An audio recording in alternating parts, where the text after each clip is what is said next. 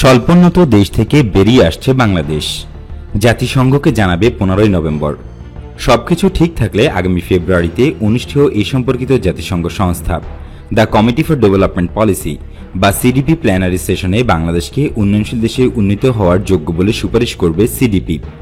এরপর 3 বছরের transition period শেষে 2024 সালে জাতিসংঘের সাধারণ অধিবেশন থেকে বাংলাদেশ উন্নয়নশীল দেশের স্বীকৃতি পাবে। সরকারের নীতি নির্ধারক সূত্রে জানা গেছে, বাংলাদেশ এলডিসি থেকে উত্তরণ চায় কিনা তা 15 নভেম্বরের মধ্যে জানাতে সরকারকে চিঠি দিয়েছে সিডিপি। অর্থনৈতিক সম্পর্ক বিভাগ বা ইআরডি থেকে এ বিষয়ে প্রধানমন্ত্রীর কাছে সারসংক্ষেপ পাঠানো হলে তিনি গ্রাজুয়েশন প্রক্রিয়া শুরু করতে নির্দেশনা দেন।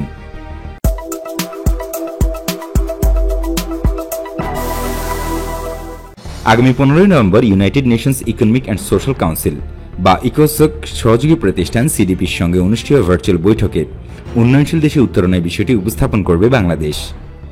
উন্নয়নশীল দেশে রূপান্তরের প্রক্রিয়া 3 বছরের ব্যবধানে জাতিসংঘের 2টি মূল্যায়নে উত্তীর্ণ হতে হয় স্বল্পোন্নত দেশগুলোকে। এই মূল্যায়নে 3টি সূচক বিশ্লেষণ করা হয়। এর মধ্যে 2টি সূচকে ভালো করলেই স্বল্পোন্নত কোনো দেশ উন্নয়নশীল দেশে উত্তীর্ণ হওয়ার জন্য যোগ্য বলে বিবেচিত হয়। সূচক 3টি হচ্ছে মাথাপিছু জাতীয় আয়, হিউম্যান ক্যাপিটাল ইন্ডেক্স এবং ইকোনমিক অ্যান্ড এনভায়রনমেন্টাল ভালনারেবিলিটি। 2018 সালের প্রথম মূল্যায়নে বাংলাদেশ 3টি সূচকেই সাফল্যের সঙ্গে উত্তীর্ণ হয়। দ্বিতীয় মূল্যায়নটি হবে আগামী ফেব্রুয়ারিতে সিডিপির প্ল্যানারি সভায়। 15 নম্বর প্ল্যানারি সভার পর আগামী বছরের 8 থেকে 15 জানুয়ারি সময়কালে হবে সিডিপির এক্সপার্ট গ্রুপের সভা। সিডিপি মনোনীত 28 জন বিশেষজ্ঞ এই সভায় বাংলাদেশের অবস্থান পর্যালোচনা করবেন।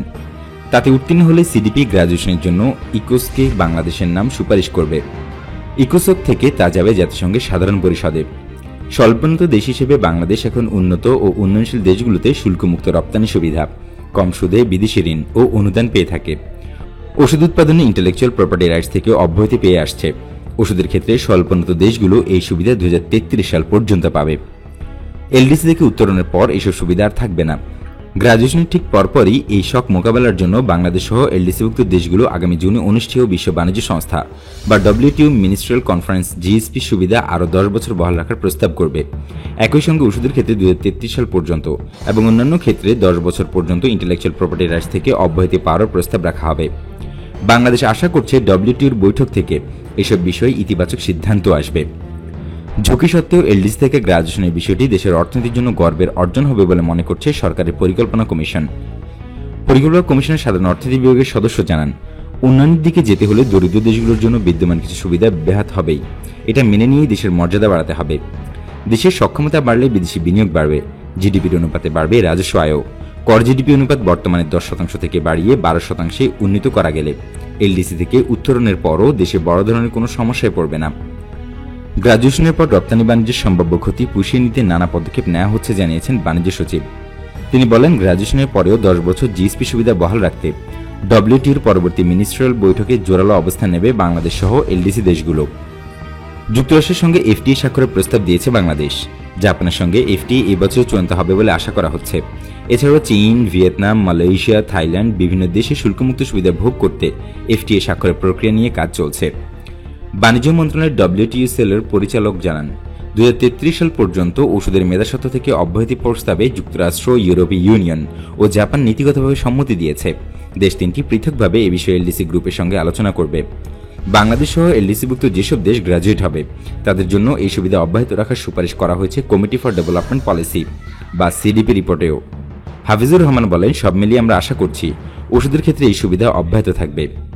টাস্ক ফোর্সকে বিভিন্ন তথ্য ও মতামত দিয়ে সহায়তা করতে 7 মন্ত্রণালয় ও বিভাগের প্রতিনিধিদের নিয়ে গঠন করা হয়েছে এলডিসি উত্তরণ বিষয়ক কোর গ্রুপ। এই গ্রুপে FBCCI, Bangladesh association of pharmaceutical industries বা বিএপিআই, বিজিএমইএ এবং চামড়া শিল্প সংশ্লিষ্ট খাতগুলোর প্রতিনিধিরা রয়েছেন। টাস্কফোর্স ও কোর গ্রুপকে কারিগরি ও সচিবিক সহায়তা দিতে সাপোর্ট টু সাস্টেইনেবল গ্রাজুয়েশন প্রকল্প প্রণয়ন করা হয়েছে।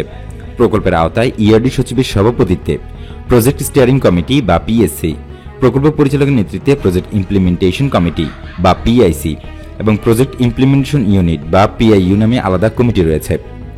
জাতিসংঘ সংস্থা সিডিপি ও ইকোসকের সঙ্গে যোগাযোগ করার পাশাপাশি গ্রাজুয়েশন পরবর্তী অর্থনৈতিক সম্ভাব্য ঝুঁকি চিহ্নিত করা ও করণীয় নির্ধারণে এসব কমিটি কাজ করছে।